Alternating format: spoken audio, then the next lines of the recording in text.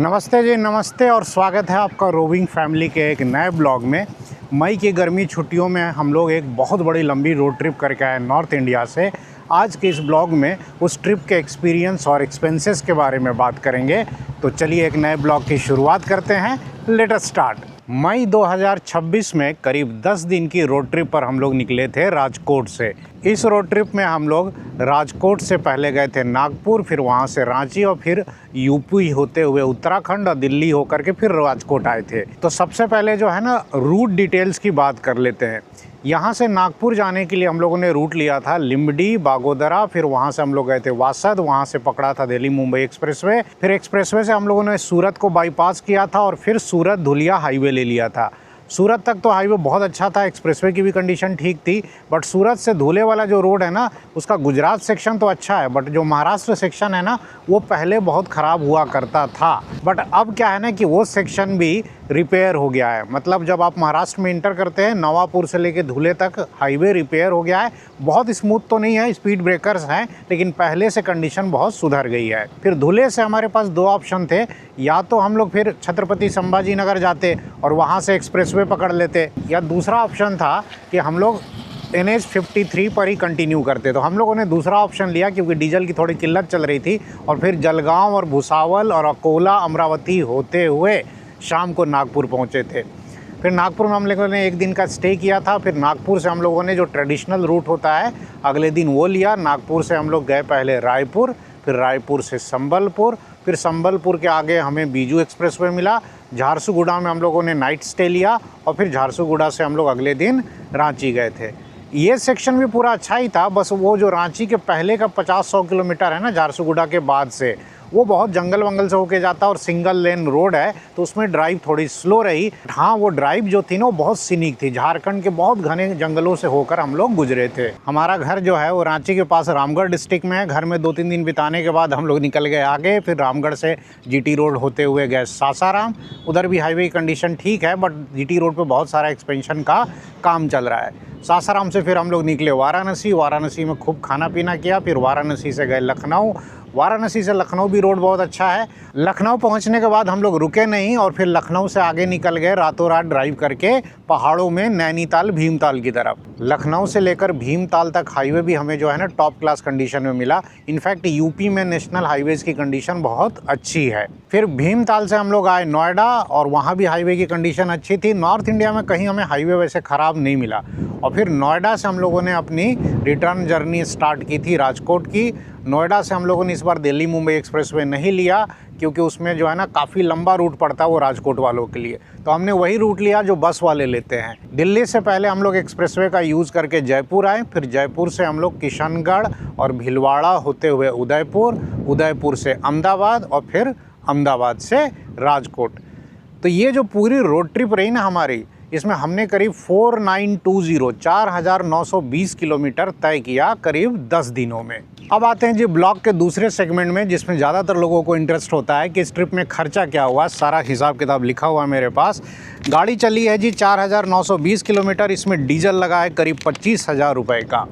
तो 25,000 का diesel 4920 kilometre divide करेंगे तो ये करीब आता है 5 रुपये 10 पैसे पर किलोमीटर। अच्छा, इसमें ध्यान देने वाली बात यह है कि जब कार में हम लोग सोते हैं कभी ना हाईवे पर, तो उस समय हमारे कार का AC जो है ना चलता रहता है, इंजन ऑन रहता है। तो बहुत लोग की क्वेरी भी आती है कि उस समय गाड़ी जो है ना कितना तेल पीती है। तो उसका मोटा मोटी आइडिया ये है कि 1 घंटे तक अगर AC ऑन रहा और गाड़ी खड़ी है तो आपका 1 लीटर तेल लग जाएगा। 1 लीटर 100 रुपये पकड़ लो डीजल का, तो 1 घंटे का 100 रुपये, 4 घंटे अगर आप सो गए तो 400 रुपये लग जाने हैं। तो जी इस 25,000 रुपये में ना हमारा इस तरीके से समझिए तो 10-12 घंटे जो है ना सोने में निकले होंगे, वो भी इंक्लूडेड है। फिर दूसरा आता है स्टे का। स्टे में हमारा क्या है ना कि पहला स्टे हम लोगों ने नागपुर में लिया था, वो एयरबीएनबी था 2800 का, बहुत अच्छा एयरबीएनबी था। फिर अगला स्टे हमारा झारसुगुड़ा के पास एक होटल में था, वहाँ 2400 लगा था। फिर अगला स्टे हमारा वाराणसी में था, क्योंकि झारसुगुड़ा से वाराणसी के बीच में हम लोग झारखंड में अपने घर पे थे। वाराणसी में हमारा एयरबीएनबी का लगा था 3300। और फिर उसके बाद अगला स्टे हमारा सीधे था भीमताल में, उसमें लगा 3300। तो टोटल 4 रातें हम लोग जो है ना एयरबीएनबी और होटल्स में रहे। इसमें हमारा खर्चा हुआ जी करीब 11,800। मतलब 12,000 से भी कम है। तो आप मान सकते हैं अप्रॉक्स 3,000 पर नाइट हमने पे किया। अब ये जो करीब 9-10 रातें हम लोग बाहर रहे हैं ना, इसमें 4 रात सिर्फ होटल में रहे हैं। बाकी के 2 या 3 रातें हमारी कार में गुजर गई हैं ट्रैवल करने के दौरान, और 3-4 रातें हमारी जो है ना वो घर पे कट गई हैं। तो 10 रातों का यही हिसाब रहा। अब आते हैं जी अगले एक्सपेंस पे, खाने पीने में कितना खर्चा हुआ। तो खाने पीने में हमारा करीब 9,000 खर्चा हुआ है इस 10 दिन के दौरान। इसमें ज़्यादातर बाहर का ही खाना है, प्लस भीमताल में हम लोग एयरबीएनबी में थे तो 600 में ही राशन ले आए थे, तो उसमें आराम से मस्त पूरा दिन हम लोग खाए पिए थे। इसके अलावा छोटे मोटे और खर्चे थे, जैसे बनारस में रिक्शा वगैरह किया हमने, कहीं पे पार्किंग वार्किंग का दिया, तो उसमें करीब 1,000 गए थे। और लास्ट में आता है जी कि टोल कितना लगा। तो चूंकि एनुअल पास है और मोस्टली हम लोग NHAI के हाईवेज़ पे चले, तो टोल तो कुछ खास लगा नहीं, सब एनुअल पास से पास होता गया। नेशनल हाईवेज़ के अलावा जो स्टेट हाईवेज़ पे चले या हम लोग एक्सप्रेसवे पर चले, उसमें हम लोग करीब 550 का टोल दिए हैं, 550 रुपीज़ का। तो ये हमारा टोल में खर्चा हुआ। अगर हम सारे एक्सपेंसेस को जोड़े, diesel plus stay plus food plus parking and rickshaw plus toll, तो ये टोटल खर्चा आता है 47,350 रुपीज़। 47,350 रुपये में 10 दिन की बढ़िया वाली रोड ट्रिप हो गई अपनी कार में। अगर हम लोग ट्रेन में भी जाते तो इससे ज़्यादा ही खर्चा हो जाता, फ़्लाइट की तो मैं बात ही नहीं कर रहा हूँ। और अपनी कार में चलने का मज़ा ही अलग है, अपनी कार के साथ जुड़ाव ही अलग होता है। जहाँ मन करे वहाँ रुक जाइए, जो पसंद आए वो खा लीजिए। वो सब फैसिलिटी कहाँ आपको ट्रेन और फ्लाइट में मिलती।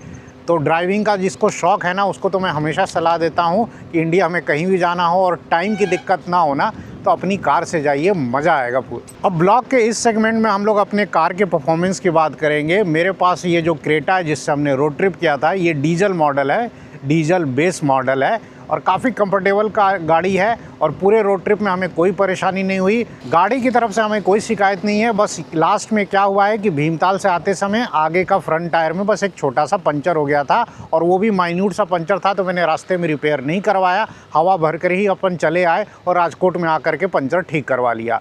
इस पंचर के अलावा पूरे रोड ट्रिप में गाड़ी ने बहुत अच्छा परफॉर्म किया है। ये गाड़ी हमारी जो है ना 90,000 किलोमीटर से ज़्यादा चल चुकी है, लेकिन आज भी इसका ब्रेक, क्लच प्लेट सब सही काम करता है। क्लच वगैरह तो बहुत स्मूथ है, इंजन की भी कंडीशन टॉप नॉच है। तो मुझे तो नहीं लगता है कि ये गाड़ी अभी फ़िलहाल चेंज करने की ज़रूरत है। बहुत बढ़िया चल रही है, बहुत मक्खन चल रही है, इसको बेच करके क्या मिलेगा। अब इस रोड ट्रिप में वीना का कैसा एक्सपीरियंस रहा ना, वो वीना ही शेयर करेगी। रोड ट्रिप में ना हम लोग को बहुत मज़ा आया। मतलब गर्मी बहुत थी, लेकिन फिर भी हमारा जो जोश था ना वो बहुत ज़्यादा हाई था। खैर गर्मी और उमस और इन सारी चीज़ों की वजह से ना थोड़ा एक्सपीरियंस ख़राब हुआ, क्योंकि गाड़ी में भी बहुत ज़्यादा गर्मी लग रही थी, और जहाँ भी हम लोग पहुँच रहे थे ना, घर में भी और ऐसे हर जगह तो आपको AC वगैरह मिलता नहीं है। मई का महीना है ना, वो नॉर्थ इंडिया घूमने के लिए नहीं है। नॉर्थ के लिए है कि आप मार्च में जाओ या फरवरी में जाओ या जनवरी वगैरह भी ठीक है।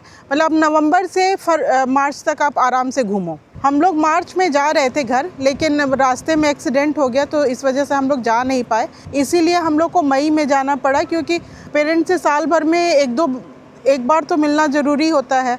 आगे से गर्मियों में हम लोग बिहार झारखंड नहीं जाएंगे, वो हम लोग फिर कभी जाएंगे। जो मई वाला जो महीना है ना, इसमें हम पहाड़ों में जाएंगे, उत्तराखंड, हिमाचल, लद्दाख। इस रोड ट्रिप में हमें बहुत सारे अपने YouTube फैमिली मेम्बर से मिलने का मौका मिला। उनका प्यार और उनका सपोर्ट देख करके जो है ना दिल गदगद हो गया। और ये जान करके बहुत खुशी हुई कि हमारी ब्लॉग्स को देख करके लोग जो है ना मोटिवेट हो रहे हैं, हाईवे पर निकल रहे हैं। कई लोगों ने तो ड्राइविंग सीखी है सिर्फ हमारे ब्लॉग्स देख करके, कि वो भी हाईवे पर अब निकलना चाहते हैं, लाइफ एंजॉय करना चाहते हैं। तो ये जो लोगों में हमने उत्साह देखा ना अपने चैनल के प्रति, और लोगों को यूँ मोटिवेट होते हुए देखा ना, तो हमें लगता है कि भाई यूट्यूब से हमें सबसे बड़ा कुछ मिला है तो यही मिला है, लोगों का प्यार और स्नेह। बाकी ये वीडियो जो है ना हम लोगों ने रोड ट्रिप से आने के 15 दिन के बाद जो है ना वो रिकॉर्ड किया है, क्योंकि इस दौरान हमारे रोड ट्रिप के वीडियोज़ एक एक करके अपलोड हो रहे थे। साल में हमारी जो है ना 2 या 3 ही बड़ी रोड ट्रिप हो पाती है, 8-10 दिन वाली, और अब जो है ना छोटी मोटी रोड ट्रिप्स चलती रहेंगी। बाकी इस ब्लॉग में सारा डिटेल आपको शेयर कर ही दिया। इसके अलावा कुछ छूट गया अगर हो तो आप कमेंट सेक्शन में पूछ सकते हैं। समय आ गया कब इस ब्लॉग को यहीं एंड किया जाए। अब जल्द मिलेंगे अगले ब्लॉग में, तब तक के लिए नमस्कार। नमस्कार।